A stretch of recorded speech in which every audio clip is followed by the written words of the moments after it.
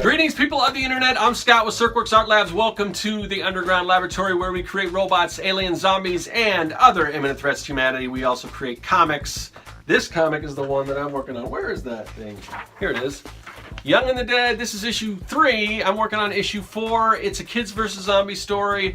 It's about Sam Young, his brother Tad, and his neighborhood friends who team up to fight zombies in a zombie apocalypse. It takes place in the 80s. It's lots of fun. If you like Goonies, if you like Monster Squad, if you like Stranger Things, you'll probably dig this. So that's the book I'm working on, and this is what are we working on this for? This is 100 Days of Making Comics Challenge. And what is that? That's where we spend at least 30 minutes a day, every day, working on our own personal comic book project. Where are we at in the challenge? Right now we are at day 42. So, day 42, we get the big fat Sharpie, the big fat notebook. We write it down so we know where we're at. And where are we at? Where are we at? What are we doing here? Well, we're going to talk, I want to show you, and I know before I talked about, let's see, where is this thing? Okay. Remember before we were talking about art block, okay? Now, and I showed you this here, this little book that I found. It's the Imagineering Way. It's the Disney Imagineers, and they put together this book of all kinds of cool little exercises and things, ideas to ignite your creativity. And I recommended that before, and I mentioned that I had another book, and at the time I didn't know where it was, but I found it along with some other stuff. So I just want to talk about Disney Imagineering in general, just before we go to the work on the comic book. So so you've seen this book, but here's the other one.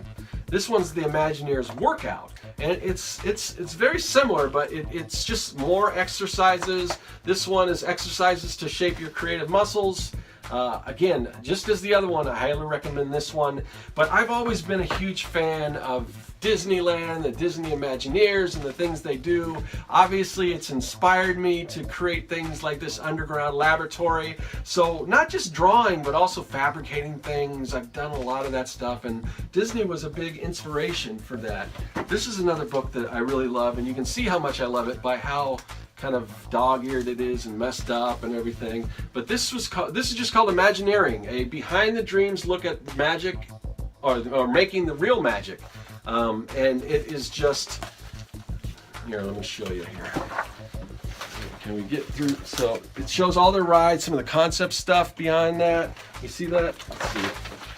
Here, let me take this dust cover off and make that easier. Just some of the effects they do. Just all the concept stuff that goes behind some of the Disney attractions.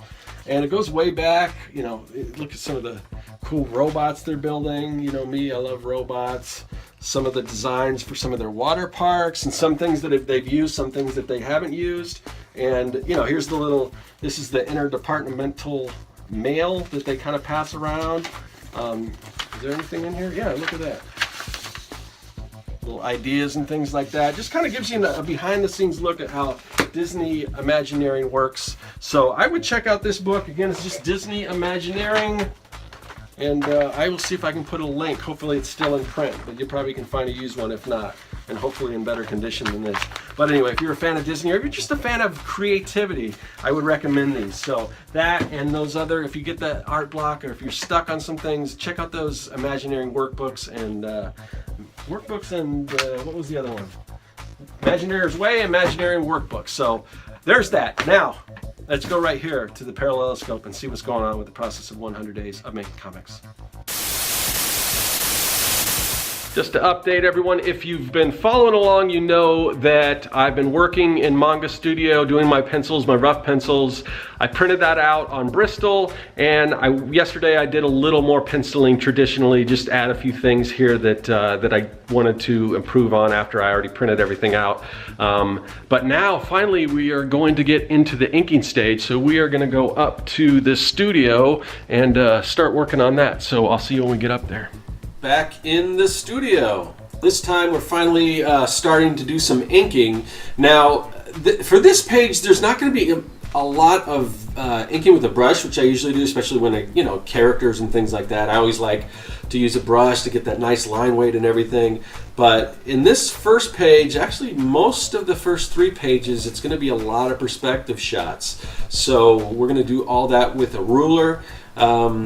So I thought it would be a good idea to get a nice transparent ruler, because sometimes if you use like an opaque ruler, a metal ruler, wooden ruler, it's hard to, I figured if I could see through it, I could kind of line things up better. But this particular ruler has like a little bevel on it, and it throws everything off. So it was very kind of difficult, especially with when I start getting into these places where there's all these little lines and things like that. So I'm probably going to end up switching back to a metal ruler. Now, the one thing I did do, and this is a little pro tip, if you use just a flat ruler, sometimes it will smudge because it's the ruler, when you pull the ruler away from the drawing, the ink might smudge.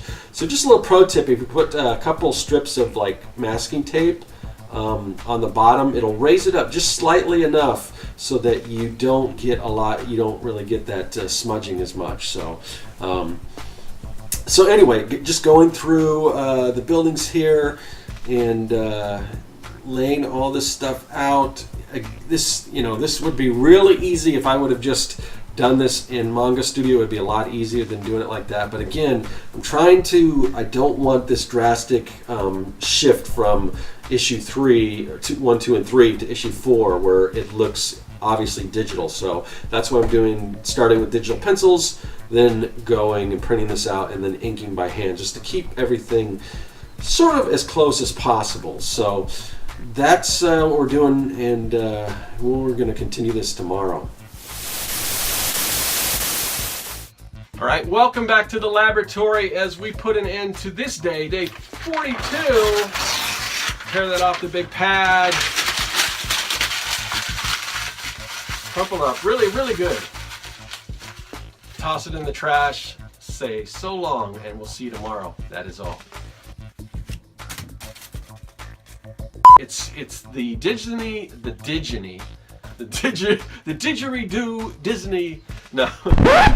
Hey everyone, you've seen the process. Now you can check out the story. Issues 1 through 3 of Young and the Dead are available at my website at serkworks.com. Also follow me on social media at the links listed below. Subscribe and check out some of the other videos in the series. There's much more to come.